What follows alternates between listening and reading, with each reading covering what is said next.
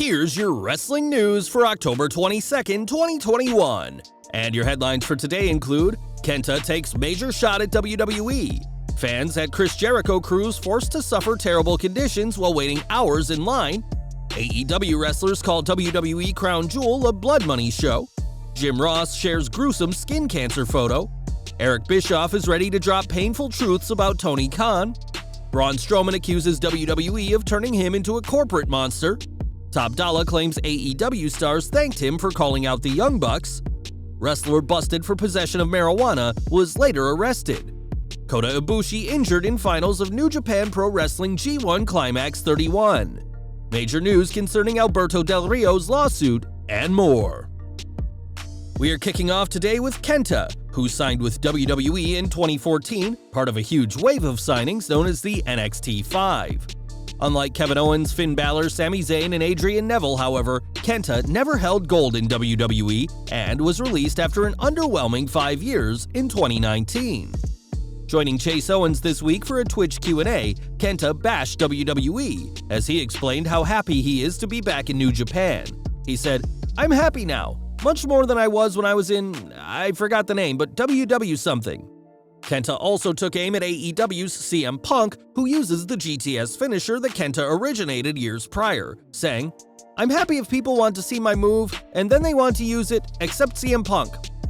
It's comments like these that led to KENTA trending on Twitter, and though KENTA has worked with AEW in the past, months before Punk joined the company this past August, we can only imagine who'd be the undisputed king of the GTS if the two ever face off.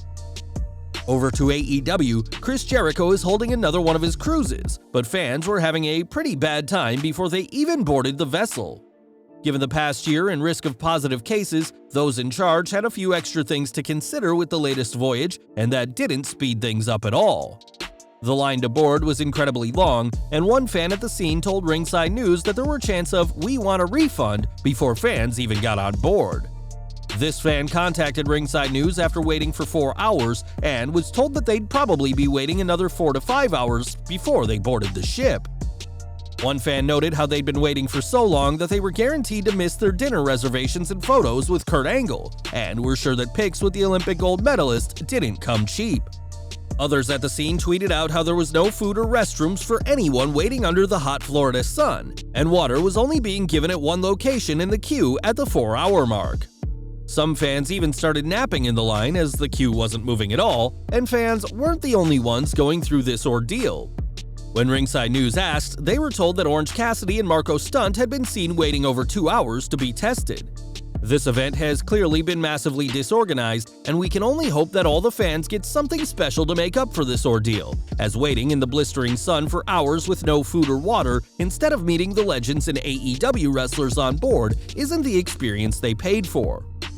More from AEW's Max Caster, like the rest of the roster, has never been afraid to bash WWE, and this week took aim at the company's return to Saudi Arabia. During Crown Jewel 2021, Caster tweeted out an image from the show in which a fan held a sign that read, "All my homies love the Acclaimed." The sign may have been photoshopped, but in the caption for the pic, Caster referred to Crown Jewel as a blood money show and expressed his surprise at the sign. WWE's controversial relationship with Saudi Arabia shows no signs of slowing down, even after the murder of journalist Jamal Khashoggi, reportedly at the request of the Saudi royals, and we doubt this will be the last time an AEW star hits out at WWE's decade-long deal with the Middle Eastern Kingdom. We've got some concerning news from Jim Ross next, as the WWE Hall of Famer and AEW commentator appears to be suffering from skin cancer. On social media, JR documented the ulcer he's been dealing with for well over a year now and said that it is a potential skin cancer issue and that he'll be undergoing a CAT scan to know for sure. This is a scary situation for JR, and one that we hope isn't due to skin cancer, and we're sending the Oklahoma native our very best wishes. On the latest episode of his 83 Weeks podcast, Eric Bischoff had some choice words about Tony Khan, saying that the AEW president should keep quiet instead of continuously bringing up WWE. Insisting that Khan focus on his own product instead of the competition, TK responded by calling out Bischoff, who was no stranger to taking shots at the WWF during the Monday Night War. Now Bischoff is responding once more, as on Twitter, he promised to drop some painful truths about Khan on the latest episode of the 83 Weeks podcast. In a follow-up tweet, Bischoff said that truth can be painful and that this pain is going to be ugly, and we'll have to wait until the latest episode drops on Monday to find out what truth Eazy-E has on the AEW president. In June, WWE released Braun Strowman, bringing his impressive career with the company to a close.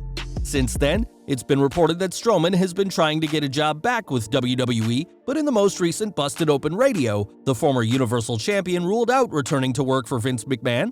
He said, "I'm 38 years old, and finally, for the first time in my life, I don't have to ask anyone for permission to do anything. And honestly, it's a pretty damn good feeling." Strowman added that in WWE, he'd been turned into a corporate monster, and though it remains to be seen if he joins Impact at tomorrow's Bound for Glory as expected, the monster among men is happy to be out of WWE. Last week, a war of words emerged between WWE's Top Dolla and AEW's Young Bucks over who's more passionate about their sneakers. Since Dolla made a diss track about the former AEW Tag Team Champions, the Bucks have kept quiet about their shoes, and that's something that the AEW roster is reportedly very happy about. Speaking to Jobbing Out, Dolla claimed that his first comment, where he spoke about people only wearing sneakers for clout, wasn't aimed at the Bucks, but that the Jacksons exposed themselves by responding the way they did. He added, "I got my friends from that other company calling me and telling me thank you. It has nothing to do with companies. There are people on both sides that bang with me and people that bang with other people." Dolla and the rest of Hit Row are now officially SmackDown superstars, as the WWE draft picks went into effect after Crown Jewel, and it's apparently not just the WWE Universe that have been impressed by the 31-year-old superstar. Now, Effie is one of independent wrestling's hottest acts and has teamed with Danhausen to form the team Gatanic Panic, but now the indie star has run into trouble with the law. Yesterday morning, Effie revealed that he was arrested in his native Atlanta for possession of 0.02 ounces of marijuana, equivalent to half a gram. Having to pay a fine, Effie took to Cash App to help get donations, and fans flocked to help him out, noting that 0.02 ounces is an incredibly small amount of marijuana. In many states in the US, marijuana is now considered medicine, but that wasn't the case for Effie, who'll presumably be more careful with his weed from now on. Over to New Japan next, as the G1 Climax 31 has come to an end, but in a way nobody wanted to see. In the final match between Kota Ibushi and Kazuchika Okada, Ibushi attempted a Phoenix Splash from the top rope, but Okada rolled out of the way just in time. Crashing to the canvas, Ibushi was immediately clutching at his right arm and was checked on by legendary New Japan referee Red Shoes. It was Red Shoes who decided to stop the match due to injury, giving Okada the win. Post-match, trainers were seen trying to pop Ibushi's right shoulder back into place, and the ring ropes were removed as trainers got Ibushi out of the ring. We are not sure who was meant to win this match, but the match definitely wasn't meant to end this way, and it certainly dampened Okada's G1 victory celebration. Now Okada has an IWGP World Heavyweight Championship opportunity at Wrestle Kingdom 16, but it's a real shame that his G1 victory came about in this way. And we're ending with Alberto Del Rio, who is involved in a lawsuit with MMA promotion Combate Global LLC, who he claims owes him $250,000 for a fight against Tito Ortiz. In the match, Del Rio alleges that the promotion wouldn't return control of his social media accounts even after his contract ended, and Combate Global is now looking to have the case thrown out. Their reasoning is that Del Rio's lawsuit failed to state a claim, and we'll keep following this legal battle as the story develops. Well guys, that's our news for today. Please share your comments below. Also hit the like button, subscribe to our channel, and hit the bell icon to receive all notifications. And as always, thanks for watching.